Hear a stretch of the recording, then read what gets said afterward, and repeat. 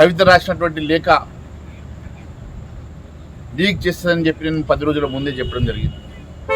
10 రోజుల క్రితం నేను చేసినటువంటి చిట్ చాట్లో చాలా స్పష్టంగా చెప్పాను. టీఆర్ఎస్లో 4 స్తంభాల ఆట నడుస్తుందని, ఖచ్చితంగా ఈరోజు కవిత తండ్రికి రాసిన లేఖ బయటకు వస్తుందని నేను చెప్పాను. చెప్పిన వారం 10 రోజుల్లోనే ఆమె రాసిన లెటర్ లీక్ ఇవ్వడం జరిగింది.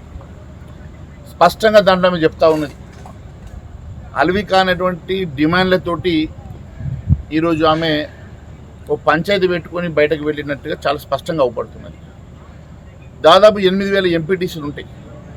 8,000 ఎంపీటీసీలు హైకమాండ్ కాకుండా ఇన్ఛార్జ్లకు ఇస్తారు అని ఆమె చెప్పినప్పుడే అర్థమవుతా ఉన్నది ఆమె ఈ పార్టీలో ఆమెకు ఆల్రెడీ పొగబెట్టారని, ఆమెను బయటకు పంపిస్తున్నారని, ఆమె బయటకు పోవడానికి సిద్ధమైందని, బయటకు పోయి ఆమె దుకాణం ఆమె పెట్టుకుంటుందని చాలా స్పష్టంగా ఆ లెటర్లో చెప్పడం జరిగింది.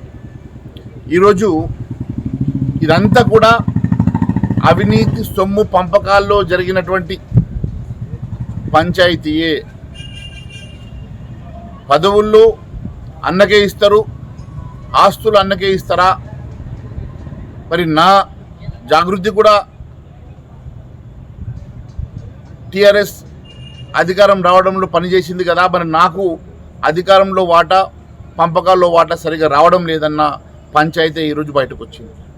నేను 10 రోజుల క్రితమే చెప్పిన, ఖచ్చితంగా ఈ పంచాయతీ బయటకు వస్తుందని చెప్పిన, ఖచ్చితంగా ఆమె బయటకు వెళ్ళి ఆమె దుకాణం ఆమె పెట్టుకొని ఆమె పార్టీ ఆమె పెట్టుకుంటుందని చెప్పిన. ఇదే జరగబోతున్నది. ఈరోజు కవిత లెటర్ చాలా స్పష్టంగా, తండ్రికి రాసిన లెటర్లో ఆమె ఆవేదన చాలా స్పష్టంగా అవపడతా ఉన్నది. టీఆర్ఎస్కి వారసుడిగా కేటీఆర్ని చేస్తూ ఉన్నాడు, మరి అవినీతి సొమ్మంతా కేటీఆర్కే ఇస్తూ ఉన్నాడు అని చెప్పి ఆమె ఆవేదన చాలా స్పష్టంగా అవపడతా ఉన్నది. ఖచ్చితంగా రేపు జరగబోయేటువంటి ఈమె బయటకు వెళ్ళిన తర్వాత మళ్ళీ అతి త్వరలో ఇంకొక ప్రకంపనం కూడా టీఆర్ఎస్ జరగబోతుంది. మరి 4 స్తంభాల ఆటలో ఈరోజు ఒక స్తంభం బయటకు వచ్చింది.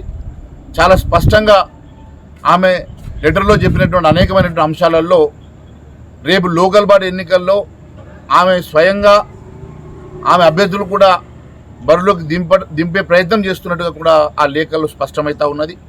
ఇదంతా కూడా పంపకాల పంచాయతీగానే భావిస్తా ఉన్నాను. విదేశాల్లో ఉన్నత విద్యను చదువుకోవాలని అనుకుంటున్నారా? అయితే వెంటనే ఫ్లైగ్రాడ్ ఓవర్సీస్ ఎడ్యుకేషన్ కన్సల్టెన్సీని సంప్రదించండి. మీ విదేశీ కలలను సాకారం చేసుకోండి. ఫ్లైగ్రాడ్